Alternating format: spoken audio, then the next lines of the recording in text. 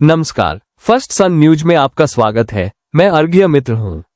आतंकवाद के खिलाफ अमेरिका का युद्ध, इसके प्रति उनकी अटूट प्रतिबद्धता, उनकी कठोर नीतियां और उनकी अंतिम विश्वसनीयता। आज राष्ट्रपति डोनाल्ड ट्रंप आतंकवाद की जड़ पर एक सैल्वो फेंक रहे हैं। कैसे? पाकिस्तान के सेनाध्यक्ष को दोपहर का भोजन परोसा। अमेरिकी राष्ट्रपति डोनाल्ड ट्रंप ने पाकिस्तान के सेना प्रमुख आसिम मुनीर को व्हाइट हाउस आने का न्योता दिया है और इस बार यह साबित हो गया। आइए हम आपको दिखाते हैं कि यह क्या है। राष्ट्रपति का सार्वजनिक कार्यक्रम, इस पर एक नजर डालें। देखिए इवेंट। स्थानीय समयानुसार दोपहर 1 बजे पाकिस्तान के सेनाध्यक्ष के साथ दोपहर का भोजन।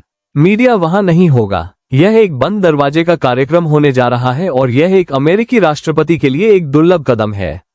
व्हाइट हाउस की बैठकों का मतलब है राष्ट्राध्यक्ष। सैन्य प्रमुखों के लिए इसे ढूंढना दुर्लभ है। हमने इस विषय पर कुछ खुदाई की और यही हमने पाया। अमेरिकी राष्ट्रपति ने पाकिस्तान के 3 सेना प्रमुखों की मेजबानी की है। राष्ट्रपति कैनेडी के अयूब खान, राष्ट्रपति रीगन के जो हॉक और राष्ट्रपति बुश के परवेज मुशर्रफ। क्या आप अंतर जानते हैं? तब तक उन सेना प्रमुखों ने सत्ता पर कब्जा कर लिया था, इसलिए उन्हें राज्य के प्रमुख के रूप में, पाकिस्तान के राष्ट्रपति के रूप में आमंत्रित किया गया है, न कि सेना प्रमुख के रूप में। उन्हें व्हाइट हाउस में तब आमंत्रित किया गया था जब पाकिस्तानी राष्ट्रपति सत्ता में थे, न कि सेना प्रमुखों के रूप में। लेकिन यही सम्मान अब पाकिस्तान के सेना प्रमुख मुनीर को दिया जा रहा है, जिससे 2 सवाल खड़े होते हैं। भारत इसे कैसे और क्यों देखेगा? भारत ने पाकिस्तान के खिलाफ कूटनीतिक अभियान छेड़ा। हमारे प्रतिनिधियों ने इस महीने संयुक्त राज्य अमेरिका सहित दुनिया भर के कई देशों का दौरा किया है और उन्होंने उपराष्ट्रपति जेडी से भी मुलाकात की है। वेंस। लेकिन कुछ दिनों बाद ही ट्रंप ने आतंकी नेता आसिम मुनीर को अपने घर बुला लिया। भारत के खिलाफ जहर उगलने वाला वही आतंकी प्रमुख आसिम मुनीर, जिसने पहलगाम हमले को अंजाम दिया था, जिसने सीमा पर रह रहे निर्दोष भारतीयों की हत्या की थी। सीधे शब्दों में कहें तो ये भारत का अपमान है। ट्रंप यहीं नहीं रुके। उन्होंने कल प्रधानमंत्री मोदी से टेलीफोन पर बातचीत की थी। उन्होंने भारतीय प्रधानमंत्री को वाशिंगटन डीसी आने का निमंत्रण दिया। हालांकि प्रधानमंत्री मोदी ने इस प्रस्ताव को अस्वीकार कर दिया। वो क्रोएशिया की यात्रा की योजना बना रहा है। लेकिन यहां विचार की कल्पना करें। डोनाल्ड ट्रंप मोदी को आतंकी चीफ आसिम मुनीर के साथ वॉशिंगटन में चाहते थे। वो पहले भारतीय प्रधानमंत्री से मिलना चाहते थे और उसके बाद पाकिस्तान के सेना प्रमुख से। ये भारत और पाकिस्तान को एक साथ बांधने का एक खुल्लम-खुल्ला प्रयास है। शुक्र है कि पीएम मोदी पीछे हट गए। डोनाल्ड ट्रंप के साथ उनकी फोन कॉल करीब 35 मिनट तक चली। भारत के प्रधानमंत्री ने ऑपरेशन सिंदूर में सीधे एक कीर्तिमान स्थापित किया है। उन्होंने ट्रंप के लिए श्रेय का दावा करने की कोशिश करना भी बंद कर दिया। अमेरिकी व्यापार समझौते का मौजूदा चैनल। बस कुछ संदर्भ देने के लिए, डोनाल्ड ट्रंप संघर्ष विराम के लिए श्रेय का दावा कर रहे हैं और उन्होंने 14 में से कम 14 बार श्रेय का दावा किया है। अभी तक भारत के विदेश मंत्रालय की ओर से धक्का मुक्की होती रही है, लेकिन इस बार यह खुद प्रधानमंत्री की ओर से आया है, वो भी सीधे डोनाल्ड ट्रंप के खिलाफ।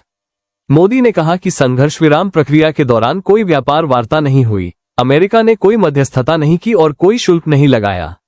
उन्होंने कहा कि भारत हमेशा किसी भी मध्यस्थता का विरोध करेगा। अब ये कथन भी दुर्लभ है। आमतौर पर भारतीय ग्रंथ संक्षिप्त और कूटनीतिक होते हैं, लेकिन ये लंबा और विशिष्ट था। प्रधानमंत्री मोदी ने डोनाल्ड ट्रंप से क्या कहा, इसकी विस्तृत जानकारी है। यानी नई दिल्ली वॉशिंगटन से धैर्य खो रही है। और वैसे स्थिति में सुधार नहीं हो रहा है, क्योंकि इस फोन कॉल के कुछ घंटों बाद अनुमान लगाएं कि ट्रंप ने क्या किया। उन्होंने फिर से संघर्ष विराम का श्रेय लिया। भारत और पाकिस्तान के बीच युद्ध रुक गया था। डोनाल्ड ट्रंप ने कहा, मैं पाकिस्तान से प्यार करता हूं। मुझे लगता है कि मोदी एक अद्भुत व्यक्ति है। मैंने कल रात उससे बात की थी। हम भारत के मोदी के साथ एक व्यापार समझौता करने जा रहे हैं, लेकिन मैंने पाकिस्तान और भारत के बीच युद्ध रोक दिया है। पाकिस्तान की तरफ से, भारत की तरफ से, मोदी की तरफ से और दूसरे मोर्चे पर इसे रोकने में ये शख्स बहुत प्रभावशाली था, जो हमें आसिम मुनीर की तरफ वापस ले आया। पाकिस्तान के सेना प्रमुख ट्रंप के अभियान की व्याख्या क्या है? ये बताता है कि 3 मुख्य संभावनाएं हैं। पहला, आतंकवाद पर अंकुश लगाना है। हम जानते हैं कि पाकिस्तान आतंकवाद पर दोहरा खेल खेलता है, लेकिन अमेरिका को इस बात से कोई फर्क नहीं पड़ता कि वे अफगानिस्तान में आतंकवादियों को खत्म करने के लिए इस्लामाबाद पर दांव लगा रहे हैं। वास्तव में एक अमेरिकी जनरल ने पाकिस्तान को असाधारण साझेदार कहा है। सीमित बुद्धि के साथ पाकिस्तान को देखते हुए, उनके पीछे जाने के लिए अपने साधनों का उपयोग करते हुए। हम आईएसआईएस के प्रक्षेपवक्र पर प्रभाव देख सकते हैं। पश्चिमी पाकिस्तान में 1000 से अधिक आतंकवादी हमलों में लगभग 700 सुरक्षाकर्मी और नागरिक मारे गए और 200 घायल हुए। वे अब एक सक्रिय आतंकवाद विरोधी खिलाड़ी हैं और आतंकवाद की दुनिया में एक असाधारण भागीदार है। हालांकि हम इसे खरीद नहीं रहे हैं। ये साझेदारी नई नहीं है। इसका प्रबंधन सुरक्षा अधिकारी, अमेरिकी जनरल और पाकिस्तान के सेना प्रमुख कर सकते हैं। लेकिन ट्रंप की भागीदारी अधिक सुझाव देती है। पाकिस्तानी सेना प्रमुख के साथ ये दोपहर का भोजन एक और राजनीतिक कोण है।